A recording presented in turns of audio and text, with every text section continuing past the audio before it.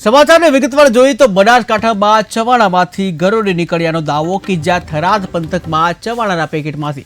ગરોળી નીકળ્યા હોવાનો દાવો કરવામાં આવ્યો છે, ત્યારે આનંદ નમકીનના પેકેટમાંથી મરેલી ગરોળી નીકળ્યા હોવાનો આક્ષેપ કરવામાં આવ્યો છે કે જ્યાં બાળકોના નાસ્તા માટે લાવેલ ચવાણોમાંથી ગરોળી નીકળી, ત્યારે 15 દિવસથી પેકેટમાં બાળકોને નાસ્તો અપાતા હતા, ત્યારે બાળકોને ઝાડા ઉલટી થઈ હોવાનો પણ પરિવારનો દાવો છે, જ્યાં ઝાડા ઉલટી બાદ પરિવારે ચવાણાનું પેકેટ ચેક કર્યું હોવાનો દાવો કે જ્યાં પરિવારે ફૂડ એન્ડ ડ્રગ્સ વિભાગને લેખિતમાં જાણ કરી છે કે જ્યાં ટીવી સ્ક્રીનના દ્રશ્યો તમે જોઈ રહ્યા છો કે જ્યાં એક ચવાણાનું પેકેટ અને જેમાંથી મૃત ગરોળી તમે જોઈ શકો છો કે જ્યાં આ આનંદ જે બ્રાન્ડ છે, આનંદ બ્રાન્ડ એનું જે ચવાણાનું પેકેટ હતું અને આ ચવાણાના પેકેટમાં એક ફ્રાય થયેલી મૃત ગરોળી તમે સ્પષ્ટ જોઈ શકો છો કે જ્યાં ઘટના છે બનાસકાંઠામાં કે જ્યાં બનાસકાંઠામાં ચવાણાની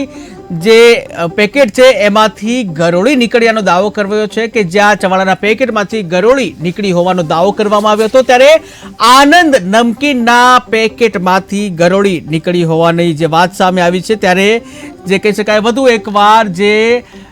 ગ્રાહકના આરોગ્ય સાથે ચેડા થતા હોય તે રીતની એક ઘટના સામે આવી છે કે જ્યાં ચવાણાના પેકેટમાંથી મૃત ગરોળી આવી હોવાની એક ઘટના બની છે। તેના સાથે જ વધુ માહિતી માટે સંવાદદાતા દીપક સોલંકી જોડાઈ ગયા છે। જે દીપક, વાત કરવામાં આવે કે બનાસકાંઠાની ઘટના જ્યાં ચવાણામાંથી ગરોળી નીકળવાની ઘટના બની છે, શું છે વધુ વિગત? ચોક્કસથી માત્ર વાત કરવામાં આવે તો થરાદ પંથકમાં ચવાણાના પેકેટમાંથી ગરોળી નીકળી હોવાનો દાવો કર્યો છે, જ્યારે આનંદ નમકીન નામની પેકેટમાંથી ગરોળી નીકળી હોવાનો પરિવારે અત્યારે દાવો કરી રહ્યો છે, ત્યારે બાળકોના નાસ્તા માટે લાવેલું ચવાણું પેકેટમાંથી ગરોળી નીકળી હતી તેવું જાણવા મળ્યું હતું। તો કે 15 દિવસ બાળકોને નાસ્તો આપતા હોવાની ઝાડા ઉલટી થયા હોવાનો પરિવારે દાવો કર્યો હતો। જો કે ઝાડા ઉલટી થયા બાદ પરિવારે ચવાણાના પેકેટને ખોલીને જોયું હતું તો ગરોળી નીકળી હોવાનો પણ દાવો કર્યો છે। જો કે આ સમગ્ર મામલે બાળકોના વાલીએ ફૂડ એન્ડ ડ્રગ્સને લેખિતમાં જાણ કરી છે, ત્યારે શું તપાસો બહાર આવે છે તે તો જોવું રહ્યું।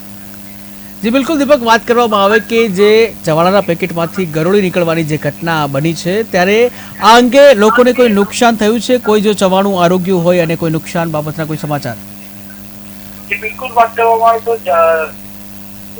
કોઈ પણ ચીજ વસ્તુના અંદર પેકેટના અંદર ફૂડ પેકેટના અંદર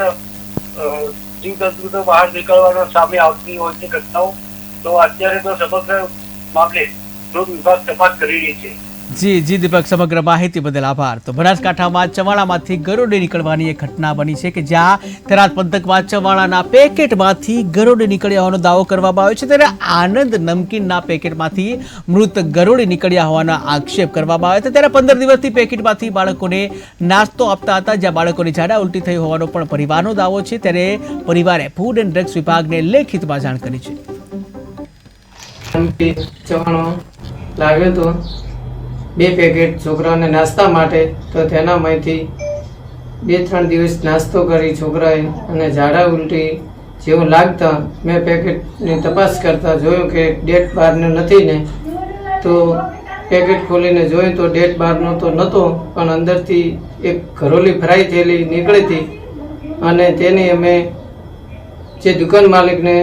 રજૂઆત કરતા દુકાન માલિકને કીધું કે પેકેટમાંથી ગરોળી નીકળી છે, તો તેમણે કીધું કે અમે તો શું કરીએ, કંપનીને તમે જાણ કરો। મેં કંપનીનો નંબર આપ્યો અને કંપનીને જાણ કરતા કંપનીવાળાએ એમને કીધું